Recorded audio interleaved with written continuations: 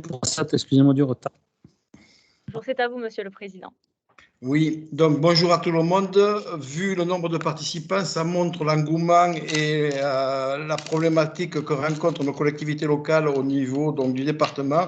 On n'est pas les seuls, hein, mais la crise énergétique nous fait prendre conscience qu'on avait un bien précieux et que ce bien précieux, il faut savoir en tenir compte, quoi.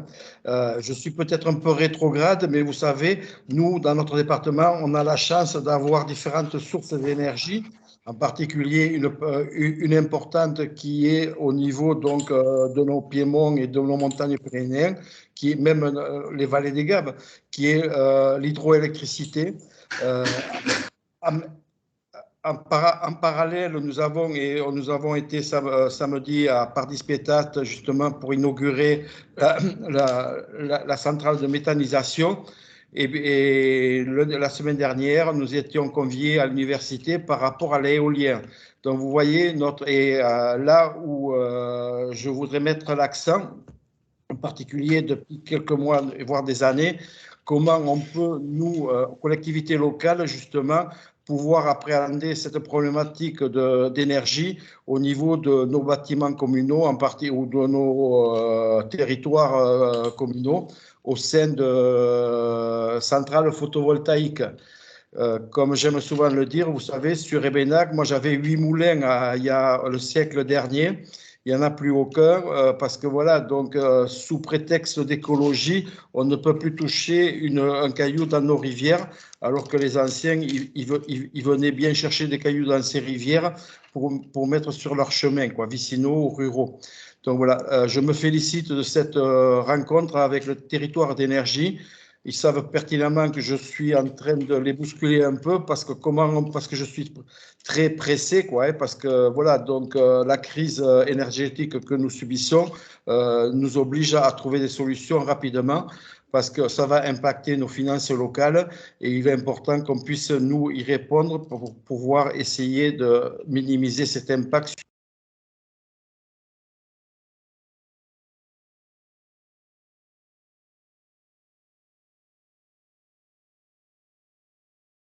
On t'entend plus. Monsieur le Président, vous n'avez plus le son. Vous n'avez plus le son. Tu as dû. Il a coupé le son. Le son, oui. Donc mon ambition pour ce département, c'est qu'on puisse devenir, puisque nous avons toutes ces potentialités sur notre territoire, qu'on puisse devenir un territoire à énergie positive. Voilà ce que je voulais vous dire. Donc maintenant, je vais laisser la parole aux techniciens et en particulier au territoire d'énergie. Et à Barthélémy, j'espère que tu vas mieux depuis Bénéjac, Barthélémy, et à ses services. Voilà. Je vous écoute maintenant. Bonjour, bonsoir à toutes et à tous. Je vais pour rassurer Madame le maire de Béléjac, je me porte un peu mieux. C'était parce qu'il y avait beaucoup de soleil à Béléjac, c'était surtout ça. Donc ça veut dire que la centrale qu'on a installée là-bas a été mise au bon endroit et elle produit pas mal d'électricité déjà. Donc je ne vais pas être plus long, je vais juste faire un petit tour de table pour présenter les personnes qui sont au niveau de territoire d'énergie. Et sachant que nous allons aborder avec plaisir et surtout avec sérieux cette séance d'information sur le contexte énergétique. À ma droite, le directeur Serge Bordelave, je vais laisser se présenter. Allez, vas-y. Elsa Arouebo, je suis conseillère en énergie partagée sur le lot Est du département. Bonjour, Samuel Brun, donc je suis conseiller en énergie partagée donc, sur le lot Nord et je m'occupe également de tout ce qui concerne le photovoltaïque, donc photovoltaïque connecté et site isolé. Bonjour, je suis Léo Latrubès, je suis membre du conseil en énergie partagée et je vais m'occuper de line tracking. Bonjour, Gauthier Roche, conseiller aussi en énergie partagée sur tout ce qui est plaine de Naï et vallée d'Aspe, vallée d'Ossau et un peu de Soule.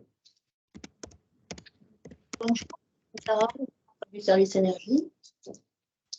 Bonjour, Philippe Seyad, responsable des services techniques du territoire de Bouche.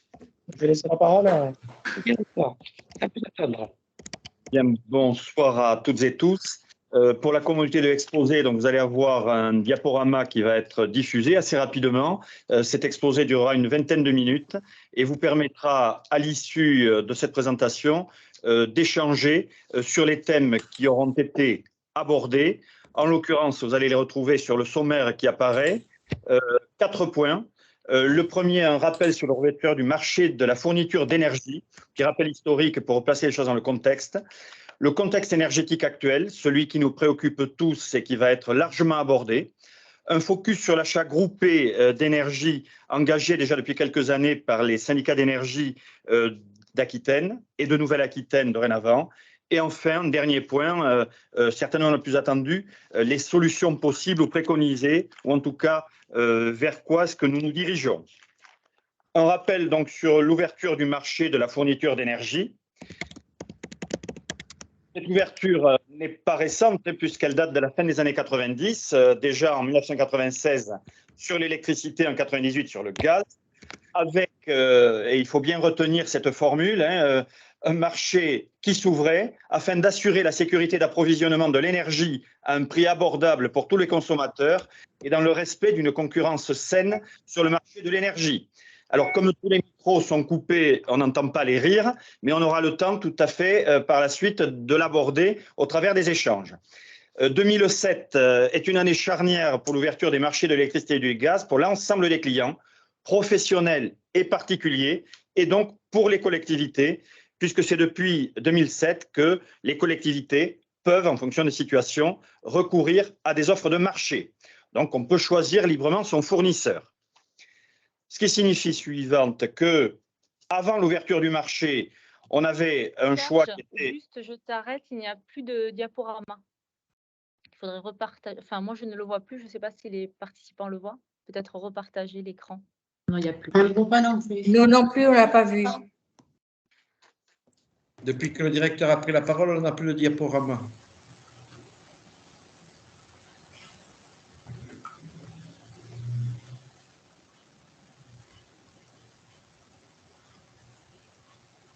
Vous l'avez?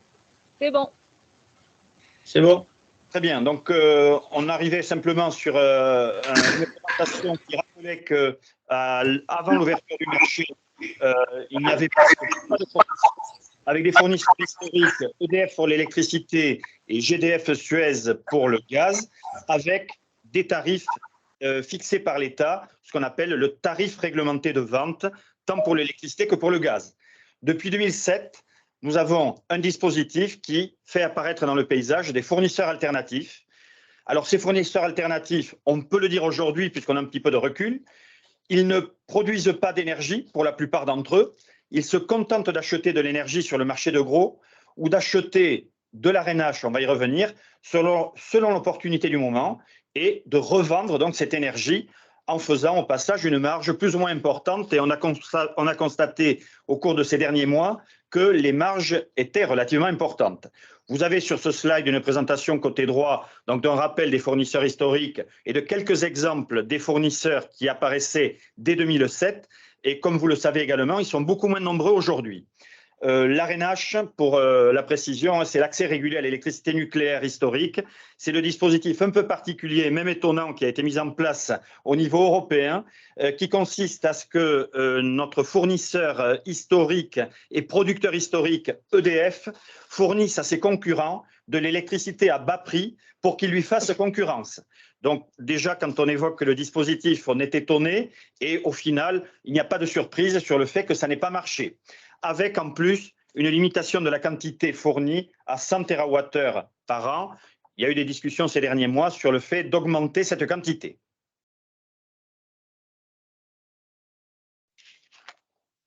Je laisse maintenant la parole à Cathy Sarai qui va rentrer un petit peu plus dans le détail sur quelques dates significatives avant de rentrer dans le cœur du sujet. Alors effectivement, l'ouverture des marchés rime avec la fin des tarifs réglementés, mais cette fin des tarifs réglementés s'est faite en plusieurs étapes et avec différentes lois. Donc la loi relative à la consommation qui prévoit la fin des tarifs réglementés pour le gaz, avec des étapes là aussi, donc en 2014, pour certains sites donc, qui ont une consommation annuelle de référence de plus de 200 000 kWh. Fin 2015 pour les sites qui… Non, c'est toujours les sites non domestiques, pardon, qui ont des consommations supérieures à 30 000 kWh. Je continue sur le gaz, je reviendrai après sur l'électricité. Et ensuite, la loi énergie-climat en 2019 qui prévoit la fin des tarifs réglementés du gaz, cette fois-ci pour tous les consommateurs non domestiques et avec une échéance aussi pour les consommateurs domestiques à partir du 30 juin 2023. Donc aujourd'hui, en gaz, il n'y a plus d'existence du tarif réglementé pour tout ce qui est consommateur non domestique. En ce qui concerne l'électricité, donc c'est la loi NOM de 2010 qui prévoit la fin des tarifs réglementés de l'électricité avec là aussi des étapes. D'abord les tarifs jaunes, les puissances souscrites supérieures à 36 kVA et les tarifs verts. Puis après la loi énergie-climat de 2019 qui prévoit la fin des tarifs réglementés aussi pour les clients non domestiques qui emploient plus de 10 personnes et qui ont un chiffre d'affaires ou des recettes annuelles supérieures à 2 millions d'euros. Donc là, les collectivités sont concernées également. Donc, en ce qui concerne donc la fin des tarifs réglementés pour les sites C5, c'est les petites puissances, c'est inférieur ou égal à 36 kVA. Est-ce que vous êtes tenu de quitter le tarif réglementé? Ça, c'est toute la question. Et aujourd'hui, face à la flambée des prix de l'énergie, on a des collectivités qui nous appellent. On expliquera plus tard comment ça se passe dans le cadre du marché. Donc, dans quel cas se trouve votre collectivité? Si vous êtes une entité légale qui emploie moins de 10 personnes et que vous avez des recettes inférieures à 2 millions d'euros, vous pouvez rester au tarif réglementé. Ça, c'est le cas de petites communes dans le département. En revanche, si vous avez employé moins de 10 personnes et que vous avez des recettes supérieures à 2 millions d'euros, vous ne pouvez plus rester au tarif réglementé et vous devez souscrire une offre de marché. Donc, avec les règles de mise en concurrence prévues par le Code de la commande publique. Et si vous êtes une entité employant plus de 10 personnes, alors là, de toute façon, vous êtes soumis à la suppression du tarif réglementé, donc vous devez passer une offre de marché. Alors, face à la disparition des tarifs réglementés, les syndicats d'Aquitaine se sont groupés pour proposer des solutions tant aux collectivités qui sont engagées et pour les collectivités qui sont volontaires. Donc, on propose une solution mutualisée pour l'achat d'énergie. C'est la première fois donc, on va acheter de l'énergie, puisque jusqu'à présent, tout le monde payait ses factures sans se soucier d'acheter l'énergie. Donc, la proposition des syndicats d'Aquitaine est de se regrouper. Donc, ça s'est fait dès 2014 pour le gaz et en fin 2015 pour l'électricité. Alors, les objectifs de ce groupement, c'est de sécuriser la procédure de consultation tout en respectant les règles de la commande publique, de simplifier finalement les opérations pour le compte des collectivités, puisqu'il n'y a pas pour vous à faire quoi que ce soit, puisque c'est le groupement de commandes qui organise le marché et qui attribue ce marché, et vous exécutez le marché.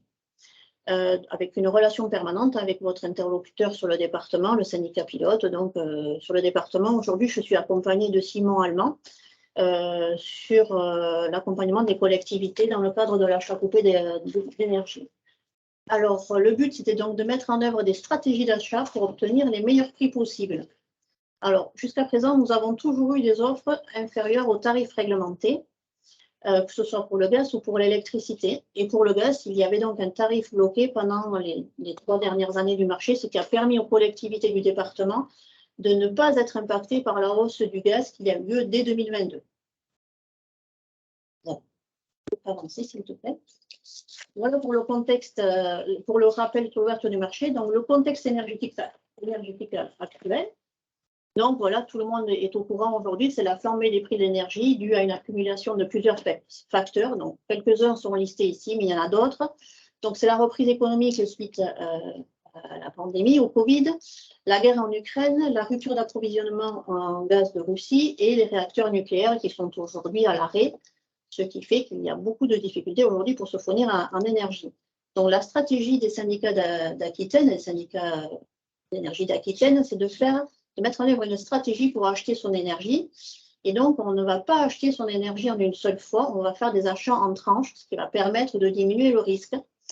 Et donc, pas forcément d'avoir toujours le meilleur prix, mais en tout cas d'avoir les prix les plus intéressants, de faire le préserver contre les prix les plus mauvais, puisque quand on achète en une seule fois, finalement, parce qu'aujourd'hui, on a acheté au meilleur prix, ou pas, par rapport à hier peut-être, par rapport à demain peut-être pas. Donc, on fait des prises de position, on achète des volumes sur différentes périodes de l'année. C'est pour ça qu'il faut s'y prendre très à l'avance sur nos marchés, pour nous permettre d'avoir le temps d'acheter ces volumes à des périodes différentes de l'année et à suivre les marchés. Tout ça, ça demande une organisation très particulière et un suivi du marché au quotidien. Alors voilà comment ça s'est passé pour l'achat de gaz. Donc on voit ici la courbe de l'augmentation du prix du gaz. Malheureusement, elle ne fait qu'augmenter. Et nous, notre prise de position pour le gaz s'est passée au mois de juin.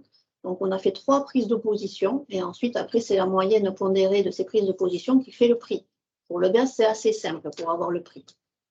Voilà l'évolution du prix du gaz. Pour l'électricité, nous avons fait des prises de position également. Sachant que pour l'électricité, comme pour le gaz d'ailleurs, on se fixe des prix maximum plafond qu'il ne faut pas dépasser. Et pour l'électricité, les prix plafonds, finalement, on les a atteints assez vite et donc on a fait des prises de position au mois d'avril sur tous les lots. Donc on a couvert notre volume d'achat sur le marché pour 2023. Mais reste la particularité de l'arénage.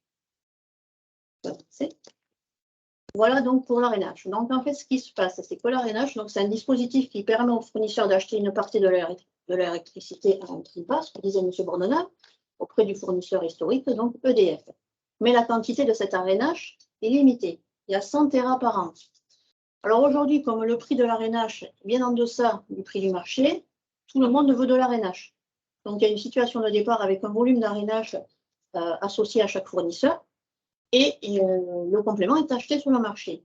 Mais comme à la fin de l'année, à chaque fin d'année, finalement, il y a une répartition. Il y a un calcul des plus et des moins, il y a surtout des plus, tout le monde veut de l'arénage, donc on additionne toutes les demandes d'arénage de chaque fournisseur, et bien souvent, on dépasse les 100 Tera. On arrive à la dernière, on est arrivé à 100 TWh, 160 TWh, pardon, au lieu de 100 Tera. Donc il y a eu un écrêtement, et c'est cette part assurée par marché complémentaire qui a été écrêtée, et donc il a fallu aller acheter cette part au prix du moment. Et c'est là que le prix du prix est très important. Et comme là, à la fin de l'année, on a tous fait tous les fournisseurs nous ont procuré de l'arène et nous, on en a une part aussi dans notre marché, bien sûr. On a aussi une part de fournisseurs sur le marché. Et cet écrêtement, il va falloir aller le chercher au mois de décembre, peut-être un peu avant, si on anticipe et si on surcouvre l'arène, mais ça, c'est des techniques ensuite d'achat. Et c'est pour ça qu'aujourd'hui, on ne peut pas vous dire quel sera le prix final pour 2023 de l'électricité, puisque là, c'est inconnu. Là. Voilà. Alors après cette présentation et historique et un peu technique sur la façon dont les prix sont constitués, maintenant une présentation des prix tels qu'ils ressortent du groupement d'achat constitué et auquel participent bon nombre de collectivités de départements, de manière à ce que vous voyez la façon dont se constituent ces prix en fonction des hypothèses que nous pourrions avoir. Et nous verrons un petit peu plus loin qu'il y a des paramètres qui peuvent faire bouger ces hypothèses. Donc voilà, donc les projections qui ont été faites pour 2023, donc il y a 2 hypothèses pour 2023. Donc on est parti d'abord sur un écrêtement à Rennes de 37,52% qui seront donc achetés sur le marché. Alors ils vont être achetés sur le marché soit à 500 € du méga, c'est l'hypothèse 1, soit à 1130 € du méga. On ne sait pas, c'est des projections. Peut-être que d'ici là, le marché va se calmer et qu'il y aura une baisse, mais bon, on part sur l'hypothèse la plus réaliste, je pense que c'est l'hypothèse numéro 1. Et donc, vous voyez les conséquences de cet achat complémentaire et du prix final que cela aurait pour 2023. Donc, sur le lot 1, par exemple, c'est le fournisseur EDF, ça concerne les bâtiments. Donc, en 2021, on était à 187 € du méga. En 2023, avec la baisse de la TICGN, on est à 210 €.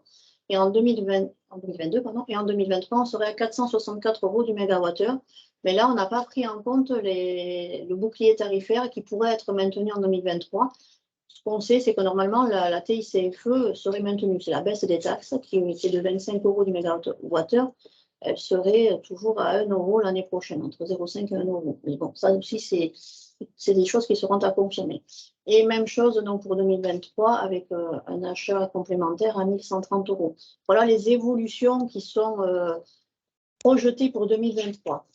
Ça, c'est pour le lot 1, donc les bâtiments, puissance inférieure à 36 kVA, l'éclairage public, et ensuite le lot C4, C3, C2, ce sont les puissances supérieures à 36 kVA, et là, le fournisseur, c'est Total Énergie.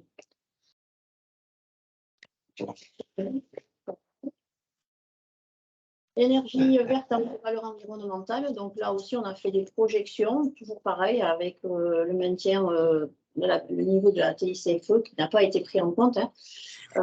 Donc 2021, 227 € du mégawattheure, 2022, 200 € et en 2023, on part sur des projections de 632 € du mégawattheure. Donc des évolutions très importantes qui vont là aussi, comme pour les lots traditionnels, impacter les budgets. La haute valeur environnementale n'est pas de la fourniture avec des certificats de garantie. Hein. Là, on est véritablement sur une production ciblée et que l'acquéreur d'énergie a choisi. Donc, il y a peu de membres, je crois, dans le département qui ont souscrit cette offre. Donc là, le fournisseur, c'est Enercop. Le gaz, donc là, les prix sont établis pour 2023. Donc, le budget pourrait être jusqu'à 2,5 fois supérieur, suivant la tranche tarifaire dans laquelle on se trouve. Le fournisseur, c'est Gaz de Bordeaux. Et là, donc, on passe d'un prix de 2022 pour les T1, donc les consommations inférieures à 6 000 kWh par an, de 100 €, à 2023 à 184 € avec chaque fois le pourcentage d'évolution. Donc là, on constate simplement que sur le prix du gaz, nous avions arrêté un prix fixe sur le dernier marché qui s'achève au 31 décembre 2022. Ce prix fixe, je dirais relativement bas par rapport au prix de marché, fait qu'effectivement en 2023, à la prise d'effet du nouveau marché, il y aura une différence significative, mais qui est liée pour une très large part au fait que le prix jusqu'au 31 décembre 2022 était bloqué. Après ces présentations, l'objectif, c'est évidemment d'échafauder des solutions, puisque là, on est davantage sur le constat. Et dans les solutions possibles, il y en a deux qui ont été répertoriées, dont la première, qui n'est pas la moindre et qui est un sujet de réflexion de beaucoup d'acteurs publics et privés actuellement, c'est le retour au tarif réglementé de vente.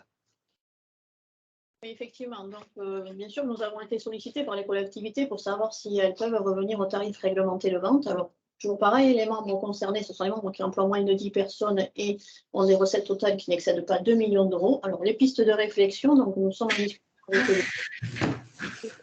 sur le lot concerné, hein, le lot C5, et qui porterait sur les points suivants. Donc, l'exécution du contrat n'a pas encore débuté puisque au 1er janvier 2023, aujourd'hui, en phase,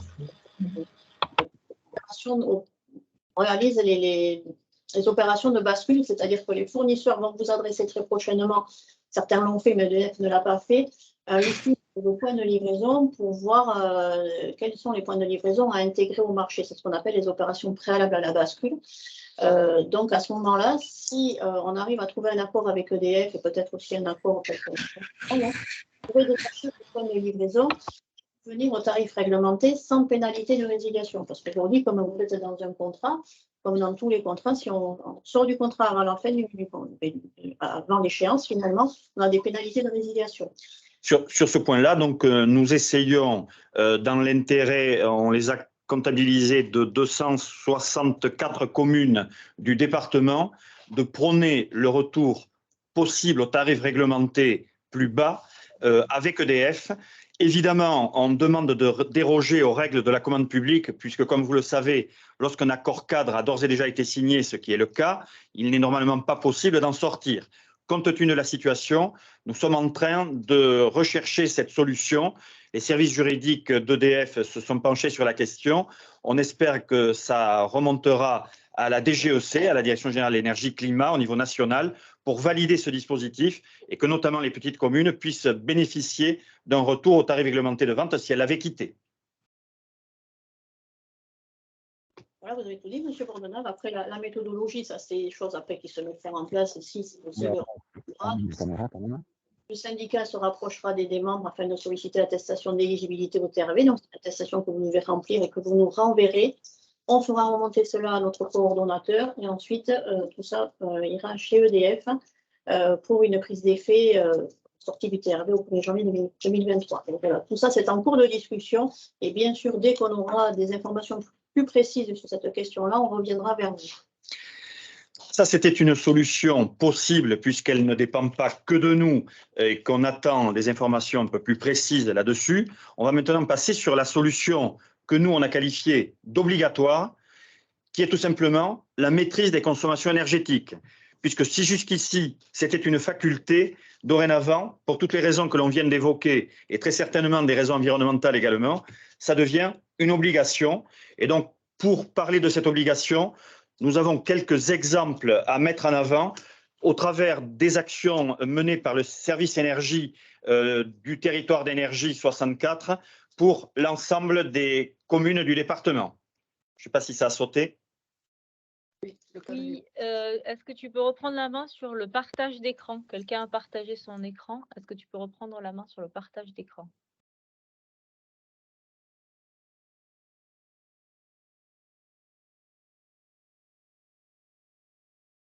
Bien, donc là, c'était ça. Quelques exemples donc concernant les économies d'énergie et les préconisations qui peuvent être faites. Et c'est Elsa Ruebo qui va vous le présenter. Alors, le service énergie vous propose de vous accompagner pour chercher des solutions pour maîtriser vos consommations. Dans un premier temps, ce qu'on peut faire, c'est le suivi de vos consommations énergétiques avec un bilan qui reprend les 4 dernières années, que ce soit le gaz, l'électricité, sur vos bâtiments et sur votre éclairage public. Ça vous permet dans un premier temps d'avoir une bonne connaissance de votre patrimoine, de connaître le nombre de compteurs, les tarifs que vous avez souscrits pour chaque bâtiment, pour chaque armoire d'éclairage public. Et ça vous permet aussi de cibler les bâtiments les plus consommateurs ou les armoires d'éclairage public les plus consommatrices.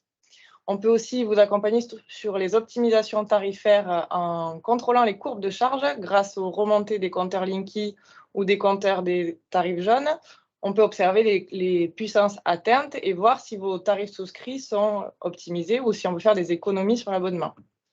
On peut aussi vous proposer des audits énergétiques. Ce sont des études qui portent sur vos bâtiments qui vous permettent d'avoir des schémas directeurs de rénovation par le biais de bureaux d'études avec lesquels on travaille ou par le biais de directement les conseillers en énergie partagée où on peut vous proposer des pré-diagnostics qui sont un peu moins poussés. On peut préciser, Elsa, que sur l'optimisation des puissances souscrites par le contrôle des courbes de charge, vous avez fait un travail avec pas mal de communes du département où des économies très significatives sont apparues, tout simplement au travers de ce travail, qui est un travail à mener en amont, mais qui n'implique aucun investissement et aucun changement de fonctionnement, mais simplement ajuster les puissances souscrites aux réels besoins en énergie. Oui, on a pu atteindre des fois jusqu'à 5 000 à 6 000 € d'économie par an en envoyant un mail à EDF pour changer les puissances souscrites. Ensuite, intervention sur le chauffage des bâtiments. Alors là, il y aura quand même un gros travail à faire, je pense, cet hiver pour optimiser les plages de fonctionnement et les températures, que ce soit de confort ou de réduit. On peut gagner facilement juste en faisant un réglage, que ce soit les chaudières ou des horloges sur des radiateurs électriques, en jouant sur la diminution des plages, vérifier qu'on ne tourne pas le week-end quand on est sur des bâtiments ouverts seulement en semaine. Le mercredi, sur les écoles, est-ce qu'on a besoin de chauffer le mercredi alors que l'école est fermée? Tout ça, ça peut être réglé et on peut gagner énormément juste avec ces réglages-là. Ça peut être aussi jouer sur les rotations de présence des utilisateurs, les faire utiliser les bons bâtiments. Est-ce que pour une petite réunion, on doit utiliser un grand bâtiment? L'usage correct des locaux. Ensuite, par le biais de l'isolation des combles perdus, on a passé un marché avec une entreprise. On peut vous accompagner sur cette partie-là. Pour isoler vos combles perdus, en récupérant les certificats d'économie d'énergie, on peut avoir des isolations assez peu chères sur tout ce qui est bâtiments communaux, mais aussi logements communaux, les écoles, les mairies, les salles des fêtes, si on a des combles perdus. Ce travail sur les combles perdus est assez pertinent puisqu'avec un investissement limité, les économies d'énergie générables sur le bâtiment sont assez conséquentes puisque de principe, on peut considérer qu'on est entre 10 et 20% d'économies uniquement par une intervention de ce type-là, dont le coût reste limité. A fortiori, lorsque les certificats d'économie d'énergie interviennent, on a même eu des opérations qui n'ont pas coûté 1 € comme la publicité pour les collectivités, mais 0. Et le dernier point, après c'est une liste, on vous a donné des exemples, mais on peut intervenir sur toutes les parties un peu techniques pour faire des économies d'énergie. On vous a listé juste ces quelques points. Le dernier point, sensibilisation des scolaires avec l'exposition du parcours de l'énergie par Solène, notre collègue, qui fait cette année 180 animations. Donc elle intervient dans 180 classes, ça va du CE2 au collège jusqu'en 3e. Là, bien entendu, on a procédé à un rapide détail de ce que l'on préconise de faire, mais il faut aussi passer à l'acte. Les conseilleurs doivent pouvoir aller au-delà et c'est ce qui est dorénavant proposé au travers d'un nouveau dispositif qui va vous être précisé. Oui, alors l'in-tracting qu'on va essayer de mettre en place en 2023, dès début 2023, en partenariat avec la Banque des Territoires et la PJL. C'est un dispositif qui permet de mettre en place des travaux avec un prêt par la Banque des Territoires qui sera financé par les économies d'énergie engendrées par ces travaux-là. Donc normalement, c'est un dispositif qui permet pour vous une opération blanche puisque vous faites des économies d'énergie et ces économies vous permettent de rembourser le prêt que vous avez souscrit pour ces travaux. Il y a actuellement donc des échanges en cours, notamment avec les services de l'État, qui vont être affinés au cours des 15 prochains jours pour nous assurer que toutes ces actions seront bien éligibles, comme ça doit être le cas, au financement de l'État, DETR et DSIL, de manière à vous accompagner sur tous ces projets et faire en sorte qu'il y ait une pertinence entre l'investissement et l'économie générée dans le fonctionnement de l'équipement. Pour autant, et c'est le rappel qui peut être fait, de votre côté, collectivité, commune, il y a une vraie sensibilisation des usagers des établissements à faire. Alors, on a volontairement ciblé les associations sportives. On peut donner de nombreux exemples sur l'ouverture de l'éclairage des salles de sport, des stades, etc., bien après la pratique sportive. Les administrations, dont parfois aussi, très paradoxalement, les mairies elles-mêmes, les établissements scolaires, ça c'est assez classique, et périscolaires. Tous ceux-là peuvent être sensibilisés aux économies d'énergie, puisque finalement, ils utilisent des bâtiments qui ne leur appartiennent pas et dont les charges sont intégralement celles de la collectivité. C'est ce qui est appelé des actions avec effet immédiat et sans investissement. Elles sont très nombreuses, elles ne demandent qu'à être mieux connues, partagées et surtout mises en œuvre. On a récemment échangé avec de nombreuses communes sur, je dirais, des bonnes pratiques à mettre en œuvre et pourquoi pas diffuser auprès des utilisateurs des bâtiments publics. Et on sait très bien que des économies d'énergie dans des salles de sport, dans des salles communes, dans des équipements sportifs peuvent très rapidement être significatives dans le budget de la collectivité. Et si on n'a pas évoqué le sujet de l'éclairage public auquel vous pensez tous, c'est parce que c'est le slide suivant qui l'évoque. Alors, de la même façon que l'on peut vous accompagner sur les bâtiments publics, on peut également donc le faire sur vos installations d'éclairage public. Ça va la plupart du temps démarrer par un audit du parc pour savoir combien de points lumineux il y a sur le domaine public, combien d'armoires. Les conseillers en énergie partagée peuvent déjà vous faire des optimisations des puissances souscrites. Là aussi, on peut gagner beaucoup d'euros simplement en ajustant très précisément les puissances souscrites aux besoins. Ensuite, on peut également faire des estimations d'économie d'énergie engendrées par les coupures nocturnes ou les baisses d'intensité des appareils, s'ils le permettent. Alors, les coupures nocturnes et extinctions nocturnes, vous êtes nombreux à nous solliciter à ce sujet en ce moment, que ce soit pour la mettre en place. Donc là, il s'agit d'analyser les systèmes de commande, voir s'ils le permettent, s'il suffit de régler l'heure d'extinction et de réallumage, ou alors s'il faut changer ce système qui ne le permet pas. Vous nous sollicitez aussi pour augmenter les plages de coupure. Vous avez parfois des coupures d'éclairage public de minuit à 5 heures du matin et vous souhaitez, pour faire des économies d'énergie, augmenter cette plage. Donc, passer de 23 heures à 5 heures ou de 22 heures. Là aussi, toute la problématique réside dans l'analyse du bon moment pour éteindre l'installation d'éclairage. De façon plus large, au-delà des systèmes d'allumage et d'extinction, on peut vous aider à rénover donc, le parc d'éclairage public, la plupart du temps donc, en remplaçant les appareils par des appareils LED. Appareils LED donc, qui peuvent être programmés. Donc, ces rénovations s'inscrivent depuis de nombreuses années dans des programmes d'aide à l'investissement que dispense le territoire d'énergie. Nous pouvons aussi, et donc nous le faisons en ce moment côté Béarn, vous aider à réfléchir également sur les limitations des nuisances lumineuses et aussi les consommations du coup en termes de préservation de la biodiversité nocturne et de limitation des nuisances lumineuses. Également, vous préconisez des solutions photovoltaïques. Alors, elles ne sont pas partout forcément les plus adaptées, mais à de nombreux endroits, on les met en œuvre. Et enfin, également, on peut vous aider à entretenir votre parc d'éclairage public. Donc, en entretenant le parc, on remplace, suivant les formules de maintenance, on remplace de façon systématique les sources lumineuses et certains appareillages qui font que, si ce n'est pas pour faire des économies d'énergie, au moins pour améliorer l'efficacité lumineuse des appareils. Donc voilà tout cet accompagnement que l'on met en œuvre depuis de longue date et sur lequel voilà, on est fréquemment sollicité en ce moment. Pour la commodité de la présentation de ce soir, nous avons délibérément exclu tout le volet relatif aux énergies renouvelables qui pourra être par ailleurs abordé lors des questions-réponses, mais on en a terminé avec la présentation qui vous était proposée pour laisser une large place justement à ces questions.